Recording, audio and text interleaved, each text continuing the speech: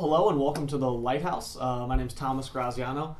Kieran O'Brien, not here today. He's actually kind of sick, but it's all right. He's going to be back pretty soon. Later in the show, we have an interview with the Aluskas, which are a Dublin-based rock band, very critically acclaimed. Really excited to talk to those guys. And we have a package that we'll be throwing to in a few seconds about the Dublin One City, One Book initiative. The Dublin One City, One Book initiative is something they've been doing just for the last couple years. It's basically, you know, when you're in elementary school or primary school, I guess, and your teachers get everyone to read the same book at the same time, whether it be, you know, Where the Wild Things Are or Judy Blume or something along those lines. It's basically a thing that they try to encourage not only culture in Dublin, but, you know, the cultured nature of Dublin's residents. This is the first time it's been a poetry book, and I hope you enjoy. We shot a little package, so. Ireland is a country that loves its writers. Every April they select a book that represents the city of Dublin, and they'll showcase it with tons of media coverage and events like the one we're at today. Today, media outlets from all across Ireland will descend upon the Grand Canal Dock in South Dublin to pose with the famous Patrick Kavanagh statue. It's part of an annual event encouraging Dubliners to read together and share ideas. We interviewed a few local celebrities to get their perspective on the whole thing, including Lord Mayor of Dublin, Oisin Quinn. The One City, One Book initiative started 9 years ago, and the idea behind it is to get everybody to be reading the same book at the same time. And the thing about this book that's beautiful is it's really accessible. It's poems, ballads, songs. You can keep it in your bag, pull it out, read one, open it during the day just to get kind of, you know, read for a couple of minutes while you're maybe waiting for someone. So it's going to be really, really enjoyable for people. And you don't just get the joy of reading the book, you can chat to other people because, you know, there's a good chance they're probably reading it too. We were making a book that was not just generically about Dublin, the way it could have been about New York or about Boston, but it was about the extraordinary fact that in this city, people make poems and songs about specific places. So you can find poems about almost any street in the city. People who don't have a predisposition towards poetry might say, this could be a book for me as well, because I want to see, is the place where I live, or lived, or had my first kiss, or got drunk for the first time, or went to my first session, or met my first American, or whatever it is that place recorded in recent, contemporary, if you like, Irish poems? Dublin City Council has a great network of public libraries. All of the libraries have events. We have more than 50 free events, so everybody can get involved. There's lots of things that are fantastic about this, and fundamentally it's just going to be a great book for Dubliners to enjoy. We don't all have to even enjoy it, but that the conversation of the book becomes a celebration in itself. You can find events and information at dublinoncityoneBook.ie. All right, well, we're back with the Aluskas.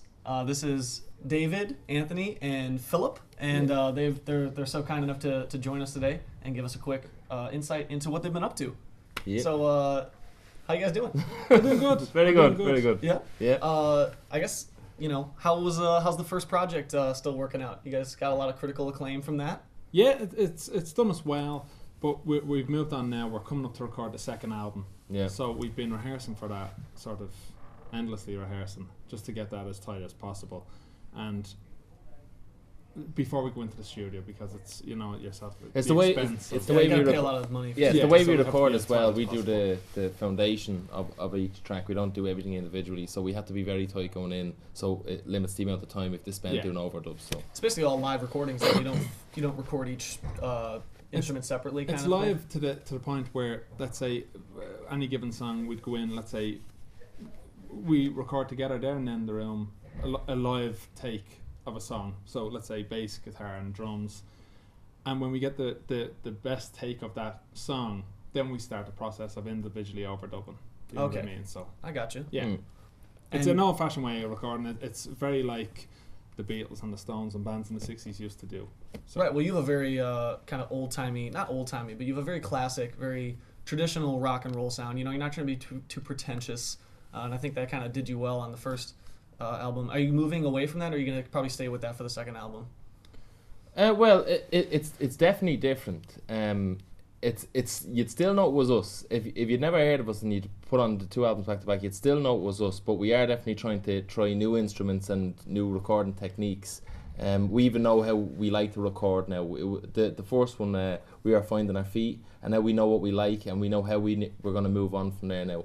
But it's going to be roughly same format as a single was. It's going to be the same type of format, the way we'll record, but it is going to be a development in terms of the first album we wanted as a sort of a rock and roll album, so not too complicated. But the second album is definitely, we want to get more not experimental, but just being able to experiment with a bit more time with recording and instruments that we're going to use. Right. We'll say the single layout on the first album, it went Dave, Backwater Woods, me, where we started out, Philly, Skin and Bones, and next album would be, who will open it?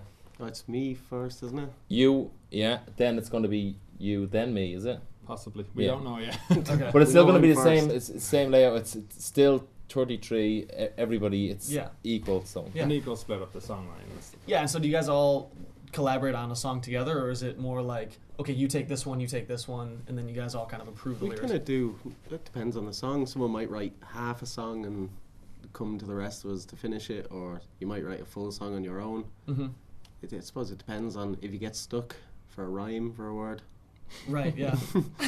shoe and goo. Shoe, No, goo, really, goo gets used the a main lot. way usually is we all write individually, so we might complete songs individually and take them to the band, and then we just arrange them. Some other times then we will have just snippets of parts for songs, and then we'll try and put them together. You know Okay. what I mean? So it is just a general mix. Yeah, I got you. And, you guys are both brothers, right? Yeah. We are. And I bet that's a bit of an interesting dynamic to have, like, in a band. Yeah. You're not going to split up, most likely. I look after him. Yeah, you're the older brother. No, he isn't. Oh, you're the older brother. He's mentally the older one. Okay. It's fun to how'd be you in guys get stuck? between that. Yeah, To be yeah. in between the two brothers. Not As sexually. No, not sexually. No, of course not. Not yet, anyway. So, Out of your head. but the fights. That really threw me off, that one. Yeah. But yeah, they do argue. Yeah, you're probably the only mediator most of the time. How'd you guys all get together in the beginning? School. Well, me and him were doing work, but even before school, I know that's crazy. But then through school, we were in bands together. But then we recruited him. He was in my art class in school and a couple of other classes. But we recruited him because he was into the same type of music: Beatles, Rolling Stones, Beach Boys, that sort of stuff. So he naturally just slotted in. But he didn't come along till after school, wasn't it? After school. After school, yeah. So We eventually let him in. Yeah, I was gonna say. he had to practice because he was well, terrible. before- Very weak on the guitar. very weak, Yeah. very weak. I was headhunted. I had to agree. There was several bands. You had open auditions or Yeah. something. I Yeah, turned down the Stones and all. yeah. You're yeah. joking. And what of the name then? The Aluskas. I came up with the name in Australia, and it's, well, I didn't come up with it, I found the name in Australia in a book of guns. It's an old Wild West pistol. Okay, Yeah, so that's cool. you being from the States should have known this. I don't study antique guns. Yeah. It's some type of musket thing or something, isn't it? Yeah. Yeah. Don't know and so about and it. so draw is kind of a Yeah. Play pun on it. of Exactly. play on Yeah, it. yeah. Wow, it's very well thought And out. it's us as well. It's our opening album. It's Draw. We're gonna Right, start it's- shooting people. Yeah, exactly. Gotta come out the gate. Yeah. Are you guys heavily influenced by like the old Wild West type of theme? Because backwater woods and these kind of running themes. That kind of thing. Not heavily on that album. Like each album sort of will have a theme running through it. Do you know what I mean? So the next album has a theme. It's more complex than that. It's moving away from the Wild West thing. But it's sort of, by the end of our career, we'll have a diverse range of settings that we've been in. Right. Do you know what I mean? So Not a concept album, but sort of like a backdrop. yeah, exactly. Not a concept album. So but what's a the backdrop for that's the it. next one? Well, The swamp. the next album is going to be called Black Box, and Black Box is the idea of, obviously, a black box recorders in airplanes and stuff like that, which records everything and details. So we took that to mean sort of like the brain. Yeah. Do you know? So it's not in any way pretentious. It's the idea. Sounds basically, pretentious. No, what it is it's the idea of memories and dreams, that type of thing. Right. And the sort of the way dreams are. We didn't really think this answer through, but we sort of know what it is. Do you know what I mean? We're sort of going inward before we go into space. Right. So yeah. Yeah. It's that's the best way. You guys are lucky this is TV. We'll just take it. Just take it out, yeah. And I guess one other thing that's cool about you guys is you guys are entirely independent. You make your own videos. Yeah. So talk a little bit about that. Are all three of the videos on the first album? Are they? All three are on the first album, but we have a fourth video as well, the Christmas one. Right. Primarily, me and Philly do the videos. We direct and produce and edit and all that sort of stuff, and it takes a long time to do them because they're not just your average video, just filming someone. They're very intricate. The videos are, and that's why we hope to continue. We don't want to do just boring videos. Why did you say just filming someone look at Louis? Yeah, so we don't want to do anything boring. So that's why we put a lot of time into them. But we'll be getting new software soon, so it should be easier. Yeah, the software has been a nightmare because we've never had a good enough type of thing like Final Cut Pro or anything like that. It's always been sort of lower budget software that we could download like for tape free. to tape. Yeah. So Not necessarily legal software. Yeah, it's been difficult to do them. Yeah. No, I can say that because I'm on the outside, but it has been. It's taken days and days for some of the editing because the computer just overloading and stuff and crashing and this type of thing. So, but yeah, Tell and me about it, when you press actually to make the video, sometimes it can take like 24 hours just to leave the computer Just on. to be like, That's because the computer's crap, but make like it. Yeah, yeah, I know. exactly. I'm well familiar with. You know it, yeah. we did editing and stuff like that in college. We all went to the same college as well. It sounds like we've never really left each other's. No. Yeah, no. We're kind of afraid of new people. Yeah. That's why you're in a band. You're all one mind. Yeah, Exactly. that's true. It is. It's That's one the mind. way you got to be. And so when does the next album come out? We have to record it first. You have no idea. No, That's- no.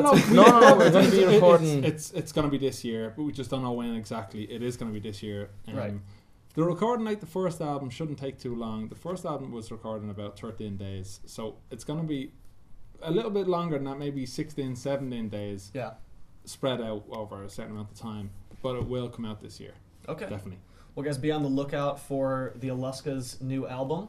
I guess you want to plug your Twitters and Facebooks and stuff? TheAluskas.com. That's THEALUSKAS. I'm spelling that because people have usually struggled with our name before. And Facebook.com/TheAluskas. They're the. But we're on everything else as well, Bandcamp and Reverb Nation, all these type of Yeah, things. yeah. So we're on everything else. Well, now we're going to kick it to the credits with an overlay of Skin and Bones by the Aluskas. Well, thank you guys for coming in. Great. Thanks very Thanks much. a lot, Tom. Thank you. No problem. Thank you. Thanks very much.